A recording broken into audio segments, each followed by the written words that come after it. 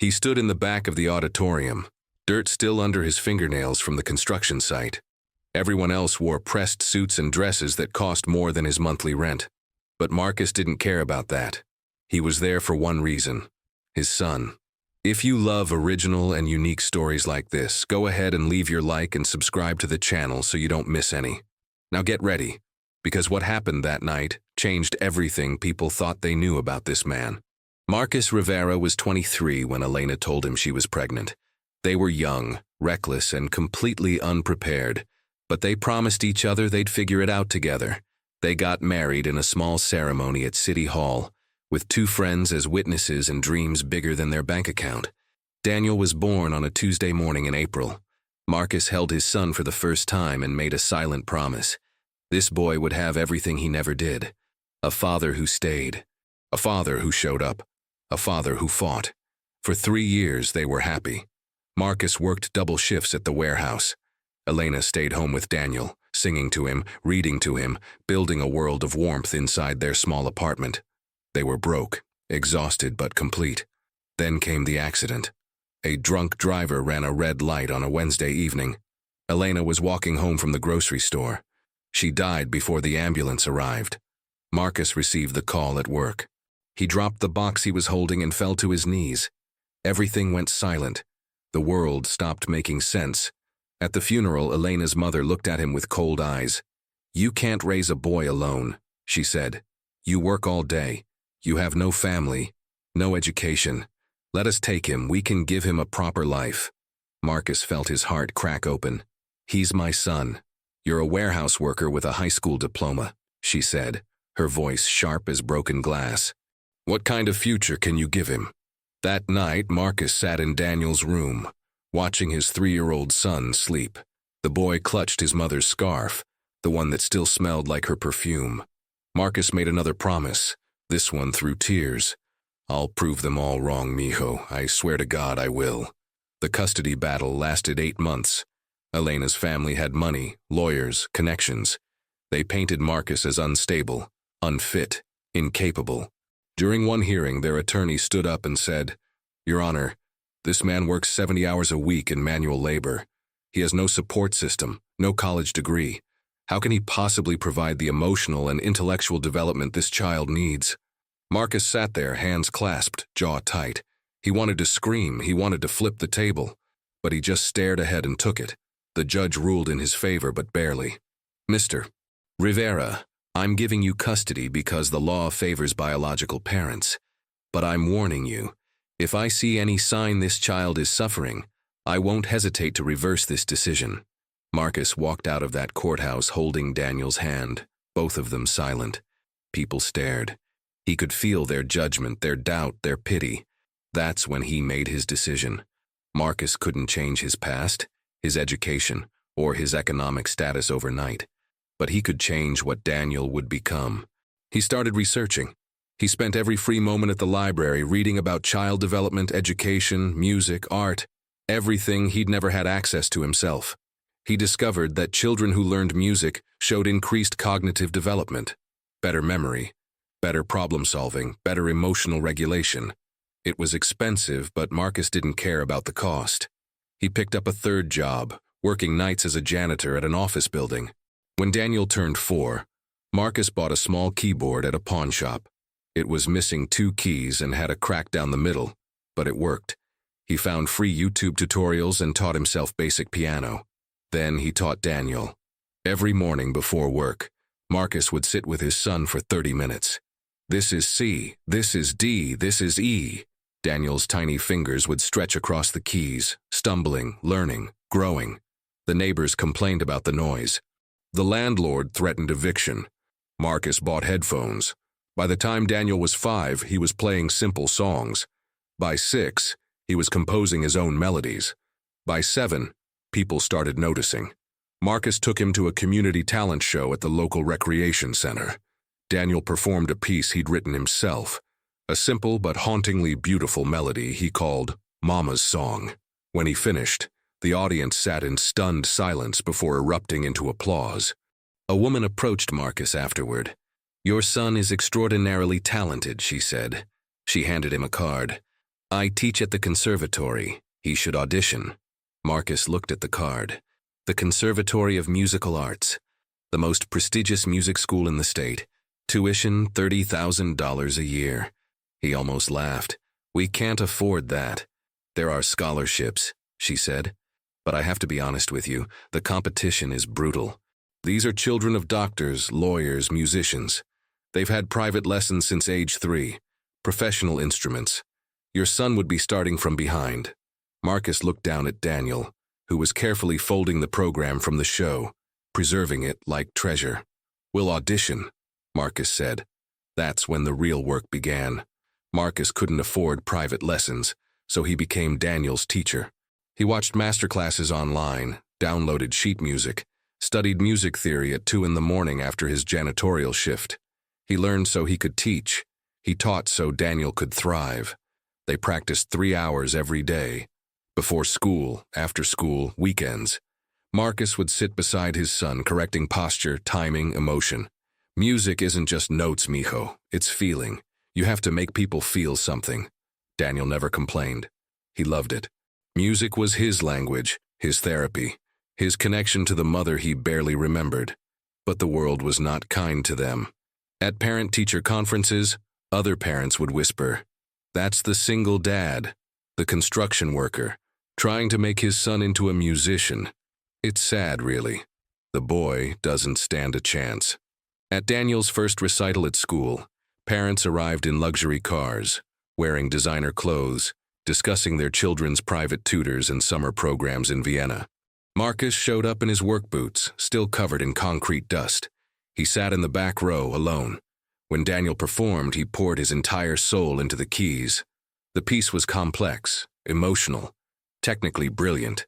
When he finished, there was applause, but it was polite, restrained, the kind you give out of obligation. Afterward, Marcus overheard 2 mothers talking by the refreshment table. "He's good. I'll give him that," one said. "But good isn't enough at this level. These other children have resources he'll never have. It's a shame his father doesn't understand that. He's setting the boy up for disappointment." Marcus felt the familiar burn in his chest. The same burn from the courthouse. The same burn from every moment someone looked at him and saw less than. But he didn't confront them. He just took Daniel's hand and walked out. In the car, Daniel looked at his father. "Did I do good, Papa?" Marcus pulled over, turned to his son, and grabbed his small shoulders. "You were perfect, mijo. Don't you ever let anyone make you feel like you're not enough. You hear me?" Daniel nodded, but Marcus could see the doubt creeping in. The boy was 9 years old, and he was already learning what the world thought of them. That's when Marcus knew. Talent wasn't enough. Heart wasn't enough. They needed a miracle. The audition for the conservatory was scheduled for June. Daniel would be competing against 50 other children for 5 scholarship spots. The odds were brutal. Marcus took a week off work, unpaid, to prepare. They practiced 8 hours a day. He brought in every favor he had, finding a retired piano teacher who agreed to give Daniel 3 free sessions. She was a severe woman with sharp eyes and sharper words. After the first session, she pulled Marcus aside. "Your son has something rare," she said. "Raw, untrained brilliance. But he's also fragile. The pressure you're putting on him could break him." "I'm not putting pressure on him," Marcus said, defensive. "I'm giving him a chance." "Are you?" she asked. "Or are you trying to prove something to everyone who ever doubted you?" The question haunted Marcus for days. Was this about Daniel or about him? Was he pushing his son toward greatness or toward his own redemption? He didn't have an answer. The night before the audition, Daniel couldn't sleep. He came into Marcus's room at 2 in the morning, tears streaming down his face. "Papa, what if I mess up? What if I'm not good enough?" Marcus pulled his son into his arms. "Listen to me. Tomorrow you're going to walk into that room, and you're going to play like your mama is listening. You're going to play like it's the last time you'll ever touch a piano. You're going to play with everything inside you. And no matter what happens, I'm proud of you. Win or lose, you're already everything I ever dreamed of." Daniel nodded against his father's chest, and slowly, his breathing steadied. The morning of the audition, Marcus dressed Daniel in the one nice outfit they owned. Khaki pants and a button-up shirt from Goodwill. He polished the boy's shoes with his own hands. Then they drove to the conservatory in Marcus's 15-year-old truck that made concerning noises every time he shifted gears. The conservatory was a Gothic building with towering columns and manicured gardens. Inside, everything was marble and mahogany. Children in tailored suits and silk dresses warmed up on Steinway grand pianos. Parents spoke in hushed tones about Juilliard, Carnegie Hall, European tours.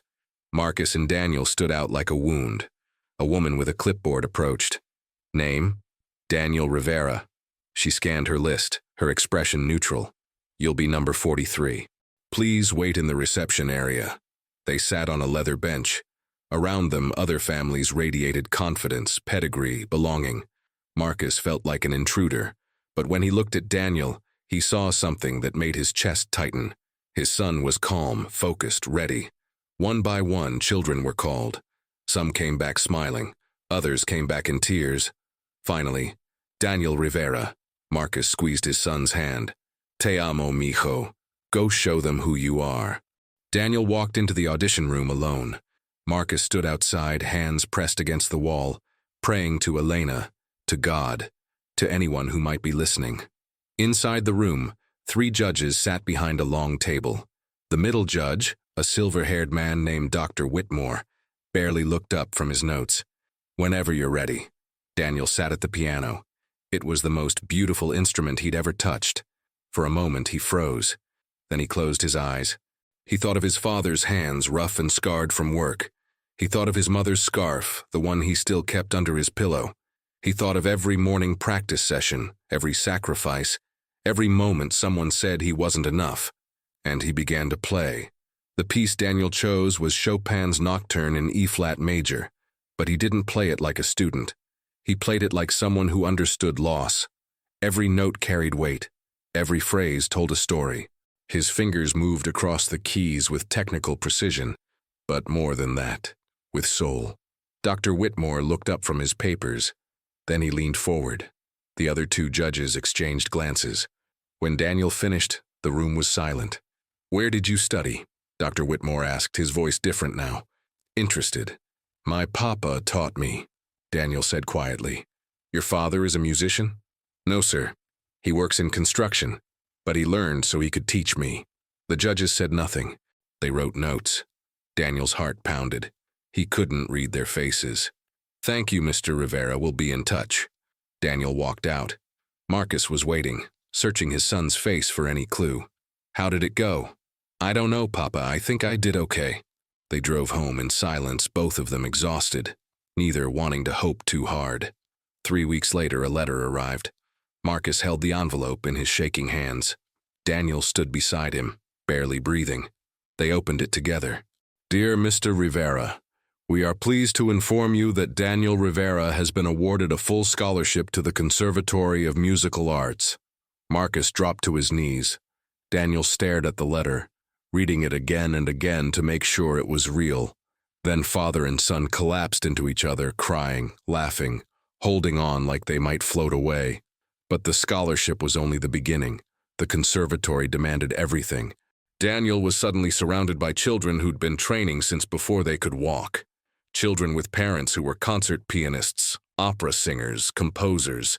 The academic load was crushing. Music theory, history, performance, composition. 6 hours of practice required daily, and Marcus still had to work. He adjusted his schedule, taking overnight shifts so he could be home when Daniel needed him. He slept 4 hours a night. He lost weight. His body ached. But every time he wanted to quit, he'd remember the courthouse, the whispers, the doubt. Daniel struggled too. At 11 years old, he was the poorest kid at the conservatory. While other students discussed their spring break trips to Italy, Daniel talked about helping his dad fix their truck. While others showed off new designer backpacks, Daniel carried the same worn bag year after year. The isolation was suffocating. One day, Daniel came home with red eyes. Marcus knew that look. What happened? Nothing. Daniel. The boy broke. They call me charity case when the teachers aren't around. They say I only got in because the school needed diversity, that I don't belong there. His voice cracked. Maybe they're right, Papa. Maybe I should just quit. Marcus felt rage flood through him, but he forced it down. He knelt in front of his son. You listen to me. You earned your place there. Not because of charity, not because of diversity, because you're better than them. And you know what terrifies them? That one day you're going to prove it in front of everyone. That's why they try to break you now. But you don't break, mijo. Riveras don't break. Daniel wiped his eyes. Riveras don't break, he repeated. That's right. Now go practice. Show them what a charity case can do. The years that followed were brutal. Daniel practiced until his fingers bled. Marcus worked until his body screamed for rest. They survived on rice, beans, and pure stubbornness. But slowly, undeniably, Daniel became exceptional. At 13, he won the state youth competition. At 14, he performed a solo recital that left the audience speechless. At 15, he composed his first full symphony, a piece called Construction Site Lullaby, inspired by the sounds of his father's work.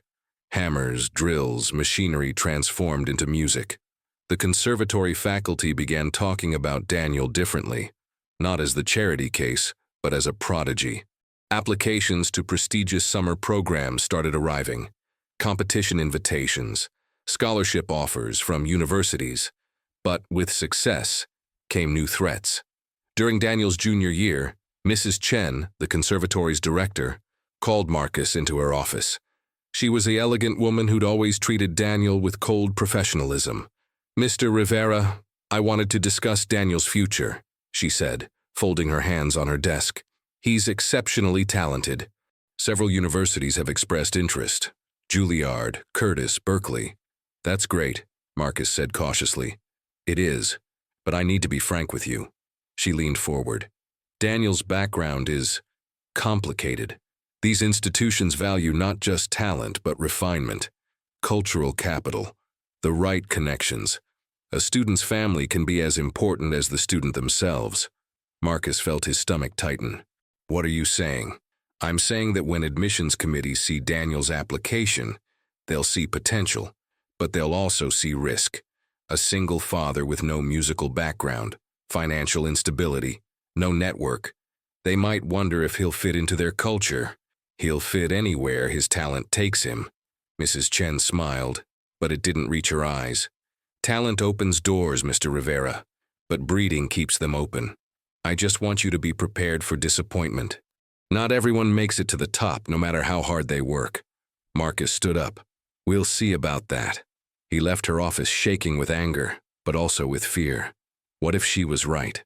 What if all of this, all these years of sacrifice, still weren't enough? That night, he couldn't bring himself to tell Daniel about the conversation. Instead, he just watched his son practice, marveling at the man the boy was becoming. 17 years old, 6 feet tall, with Elena's eyes and Marcus's determination. Papa, you okay? Daniel asked, noticing his father's stare.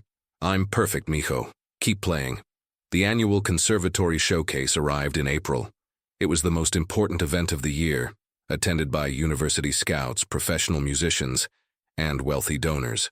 Students competed for a single spot, the chance to perform at the Regional Arts Gala, a prestigious event that could launch a career. 50 students auditioned. Daniel made the final 3. The showcase was held in the conservatory's grand concert hall, a cathedral of wood and crystal that seated 800 people. The place was packed. Marcus sat in the back again, wearing the same suit he'd worn to Elena's funeral, the only suit he owned. Around him, parents whispered about their children's chances. He heard Daniel's name mentioned. The Rivera boy is talented, but does he have the polish, the sophistication? His father is construction worker, you know. No musical background whatsoever. It's impressive what they've accomplished, but this is the big leagues now. Hard only gets you so far. Marcus clenched his fists and stared straight ahead. The first 2 finalists performed brilliantly. Complex pieces, flawlessly executed. The audience applauded enthusiastically.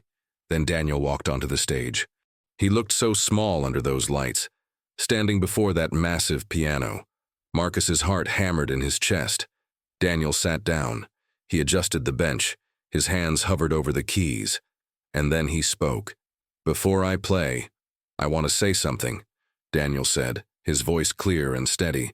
This piece is dedicated to my father, a man who never took a single piano lesson but learned anyway so he could teach me. A man who worked 3 jobs so I could have one chance. A man everyone said wasn't enough. Papa, this is for you. Marcus felt tears burning in his eyes. Around him, the whispers stopped. Daniel began to play his own composition, the one he'd been working on in secret for a year. He called it The Builder's Hands. It started soft, tentative, like the first notes he'd ever played on that broken pawnshop keyboard. Then it grew, stronger, more complex. There were echoes of construction sounds, rhythmic, percussive, powerful, woven into the melody. It was classical and modern, beautiful and raw, technically perfect and emotionally devastating. It was a son's love letter to his father, translated into music. The audience sat frozen. No one moved. No one breathed. When Daniel played the final note, the silence stretched for 3 full seconds. Then the entire audience rose to their feet. The applause was deafening. People were crying. Marcus was sobbing, not even trying to hide it anymore. He watched as his son stood, bowed and searched the crowd until their eyes met. Daniel raised his hand. Just a small wave. Just for his father. Marcus waved back, his heart so full it hurt. The judges deliberated for only 5 minutes. When they returned, Dr. Whitmore approached the microphone. "This is the easiest decision we've ever made," he said. "The winner of this year's showcase performing at the Regional Arts Gala is Daniel Rivera." The applause erupted again. Daniel walked off stage and straight to his father. They embraced in the aisle while 800 people watched, not caring who saw, not caring what anyone thought. Mrs. Chen approached them afterward, her expression unreadable. "Mr. Rivera, may I speak with you?" Marcus tensed, ready for another lecture about breeding and connections. But she surprised him. "I owe you an apology," she said quietly. "I underestimated both of you. What your son did tonight. I've been in this business for 30 years and I've never seen anything like it. He didn't just play music. He told a truth that everyone in that room needed to hear. That talent doesn't require a pedigree. That greatness can come from anywhere." She extended her hand. Marcus shook it, too stunned to speak. 3 months later, Daniel performed at the Regional Arts Gala in front of 2,000 people. Juilliard offered him a full scholarship. So did Curtis, and Berkeley. He chose Juilliard. The day Marcus dropped Daniel off in New York, they stood outside the dormitory, neither wanting to say goodbye. "You did it, mijo," Marcus said, his voice thick. "You made it." "We did it, Papa," Daniel corrected. "None of this happens without you.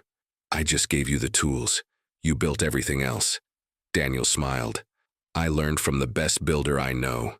They hugged one more time. Then Marcus drove home alone, back to the small apartment that suddenly felt enormous and empty. But he wasn't sad. He was proud. Proud in a way that no amount of doubt or judgment could ever touch. 5 years later, Daniel graduated from Juilliard with highest honors. He was immediately signed by a major symphony orchestra.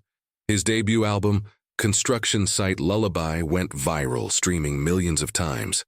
Critics called him a generational talent and the voice of working-class America. He performed at Carnegie Hall, then the Kennedy Center, then internationally.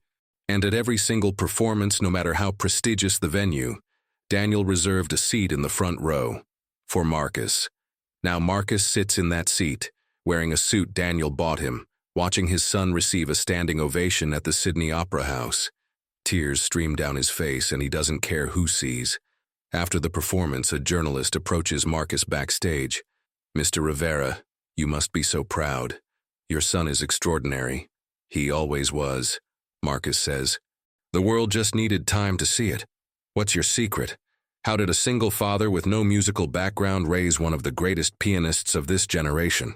Marcus thinks for a moment. "No secret. I just loved him, believed in him. Showed up every single day, that's all any of us can do." That night, father and son have dinner at a restaurant Marcus could never have afforded 20 years ago. But the wealth doesn't matter. The fame doesn't matter. What matters is that they're still here, still together, still fighting. "Papa, I've been thinking," Daniel says. "I want to start a foundation for kids like me, kids whose parents can't afford lessons or instruments. Kids, everyone counts out before they even start. Marcus reaches across the table and grabs his son's hand. Your mama would be so proud of you. She'd be proud of both of us, Daniel says. Later, as Marcus lies in his hotel room, he thinks about that day in the courthouse. The lawyer who said he couldn't provide the emotional and intellectual development his child needed. Mrs. Chen warning him about breeding and connections. The mothers who whispered that good wasn't enough. He thinks about every person who looked at him and saw less than. Every moment he wanted to quit but didn't. Every sacrifice that hurt but mattered. And he realizes something. They were all wrong. Not because he proved them wrong, but because their judgment was never relevant in the first place. His worth was never determined by their opinion. His son's potential was never limited by their expectations. They built something real, something true, something that couldn't be taken away by doubt or denied by prejudice. Success wasn't about silencing the critics. It was about refusing to let them define the story. Friends, this story teaches us something the world often forgets. Your circumstances don't dictate your ceiling. Your starting point doesn't determine your destination. The people who doubt you are simply revealing their own limitations, not yours. Marcus didn't have money, connections, or credentials, but he had something more powerful, unwavering belief and relentless action. He didn't wait for permission. He didn't apologize for dreaming big. He simply worked in silence while everyone doubted, and when they finally looked, he was already at the top. The question that remains is this: what are you building while no one is watching? Because success isn't an event. It's a daily decision. And maybe, just maybe, a few years from now, you'll look back and realize every second of the fight was worth it. Sometimes the greatest music isn't played on a piano. It's played in the quiet moments when a father chooses love over ease, belief over doubt, sacrifice over surrender. That's the song that changes everything.